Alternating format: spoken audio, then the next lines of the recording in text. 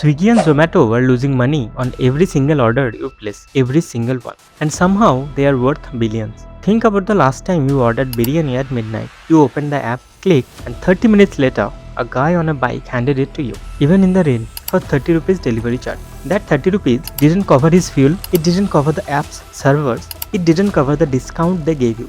So, who is paying for your biryani?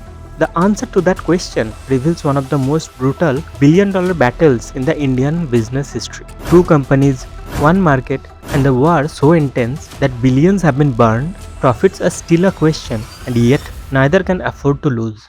In 2008, a guy named Dopinder Goyal was at a consulting firm in Delhi. He scanned the cafeteria menu, the physical paper one, and put it online. His colleagues loved it. He called it Foodie Bay, later renamed Zomato.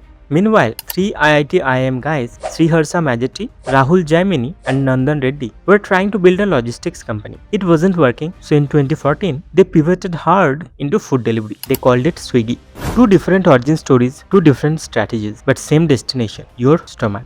And here it gets insane. By 2024, these two companies combined had burned through more money than the GDP of several small countries just to deliver your chicken tikka. But here is what nobody is telling you. One of these companies made a decision in 2021 that secretly decided who wins this war, and most people completely missed it. Let's talk about the real problem. Because on the surface, it looks like a simple food delivery rivalry, but underneath, it's a gas furnace. Here are the real numbers. For every order placed, a food delivery app spends on average 50 to 80 more than it earns. Discounts for you, commission battles with restaurants, fuel and incentives for delivery partners, server costs, marketing, ads, etc. Zomato lost 1,222 crore. Swiggy lost 3,629 crores in the same year, and that is not a typo. And yet, both companies kept lowering prices to win your click. Why? Because in this game, there is a rule that overrides all logic. Whoever captures market share survives. Everyone else dies.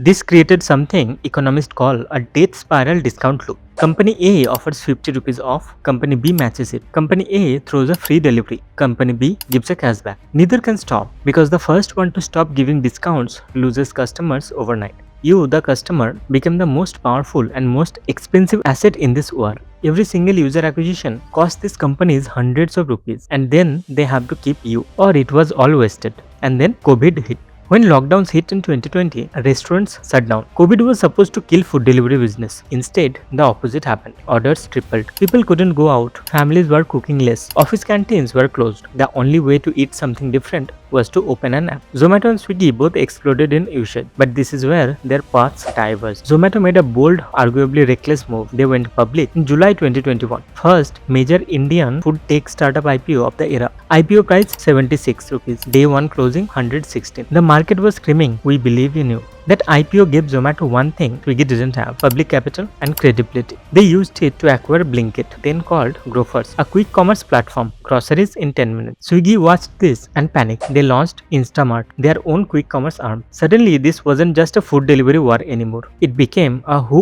gets there first war for your everyday groceries, milk, eggs, shampoo, things you need at 11 pm. The battlefield just got 10x bigger and more expensive. Think about this. Every time you order groceries in 10 minutes, you are being subsidized by a billionaire investor who is betting you will become addicted. The question is, what happens when the money runs out? Both Zomato and Swiggy realized they cannot win on delivery margins alone. The real money is owning the entire ecosystem around the food and quick commerce.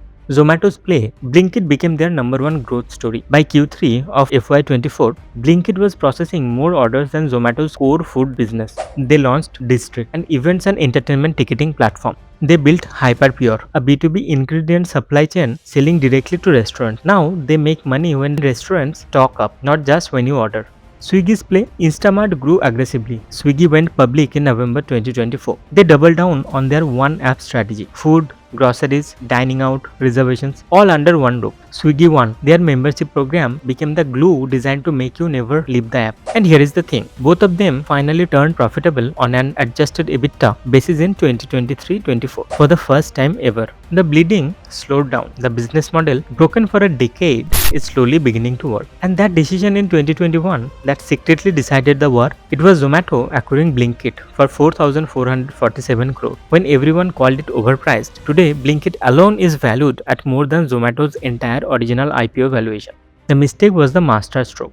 So next time you are ordering at midnight thinking about the $30 delivery fee, remember you are not just buying dinner, you are participating in a $1 billion war. Let me know in the comments, are you team red or team orange? See you in the next one.